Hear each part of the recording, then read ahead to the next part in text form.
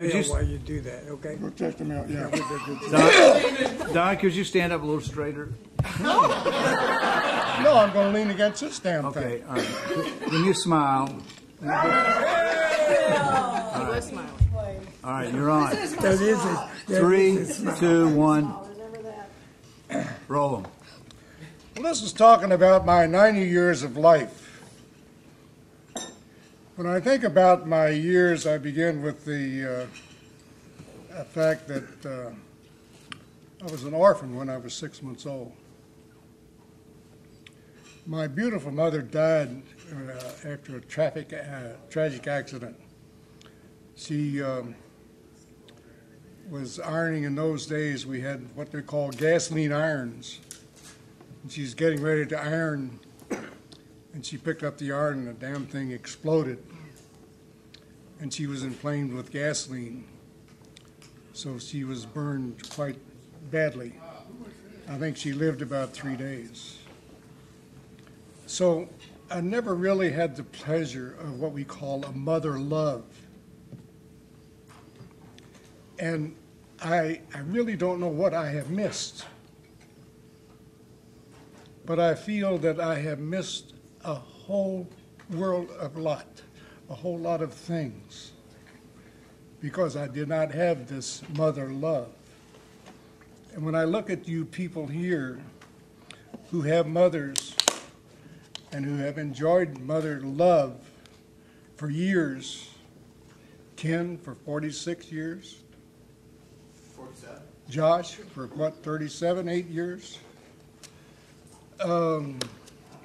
Mary Jo, you had your mother for how many years? About 41 years. 43. Mary Jo is a cousin of mine.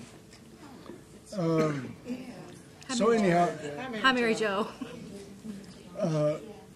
it's something that I often wonder what my life would have been if my mother would have lived. I often wonder that. And I've wondered that for 90 years. So you think about your mother and what she has done for you in your life and where you are today with your mother. So anyhow, my father was a farmer. And after my mother died, he sent me to my aunt, where I stayed for a couple of years, and then Daddy purchased a farm in Bardstown, Kentucky, where he cared for me because of my 2 elderly sisters. They were about 10, 12 years older than me, and I guess they did a good job. I never will forget the time, at the time in the farm, and I'll never forget this. But back in those days, farmers in those areas were bootleggers. And my daddy was a bootlegger. They had to steal on the farm. And so anyhow, one day they were over in the tobacco barn stripping tobacco. And for some reason or other, I got into the attic or wherever it was. Daddy had his moonshine. And I drank some moonshine. And I got drunk in a hoot. And I was just a kid, maybe 3 or 4 years old. But anyhow, I finally sobered up, and nobody was in the house. So I went over to the bar, and Daddy says, "Well, oh, there you are. Where you been, son?" So I didn't tell him what had happened. But anyhow, I slept it off. So Dad came up to the farm after a few years, and we moved to Louisville. And I started to school and so on and so on. The day after I made my first communion, I went to live with my aunt and uncle, Irene and Al. You saw them on the video. I spent my youth doing a lot of chores, cutting grass, washing dishes, helping clean the house, and whatever. Anyhow, I enjoyed playing sports. I was an avid baseball player, and softball, basketball, very little football. I guess I felt that was too rough. I was a fair student.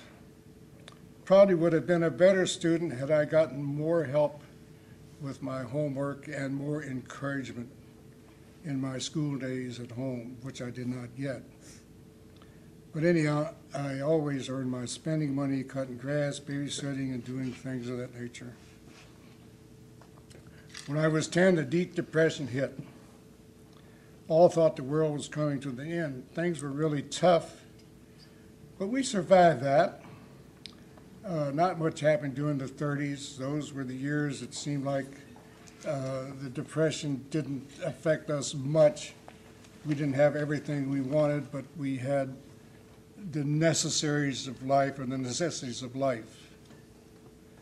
And so it was, I can't say that the Depression affected us a whole lot. We had the ice plant. The ice plant was owned by Irene's father. And of course, she had a job there. And Uncle Al had his ice route, which he had a big ice route and made big money in those days in his ice route. So we really never was, we never were bothered a whole lot by the Depression, even though we did, I'm sure we cut corners and things of that nature. When I got a little older, I went to work at the ice plant doing various things, particularly after the flood. And when I got old enough, I took an ice route. The 37 flood was big time. The thing that I always remember about the 37 flood is on a Saturday night, came home from work and we could see water coming up in front of our house. We lived in 23rd and Grand Avenue down in western Louisville.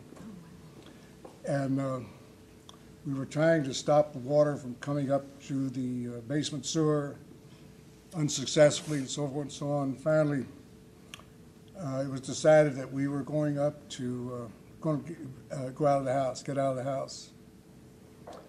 And we all got some blankets, some extra blankets, and piled that in and got in our car. I think we had a 36 Ford at that time. And we drove back out into this alley, and it was nothing but crushed ice, really. And we drove through this alley, and I'll never forget it. And when I think about this today, I feel that the angels shoved our car through this alley because I could see ice coming up over the hood. And it was just, you'll never forget that when you see something like that. And when I think about it today, I think our guardian angels got us through that. We took a route, and today I've been trying to think of the route we would have taken, and I have pictured out that route we took without going into viaducts that would be flooded and things of that nature to get to the Highlands.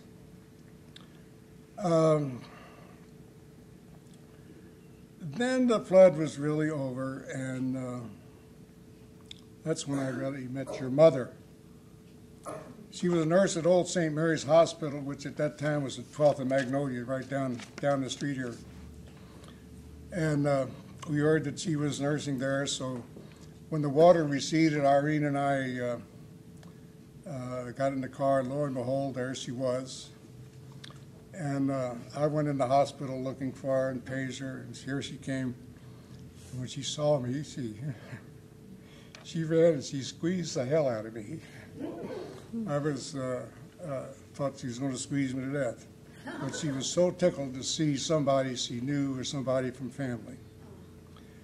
I was still delivering ice in the summer, worked for Reynolds Tobacco Company during the winter, weighing tobacco that was cured and put it into 600 to 700 pound hogsheads.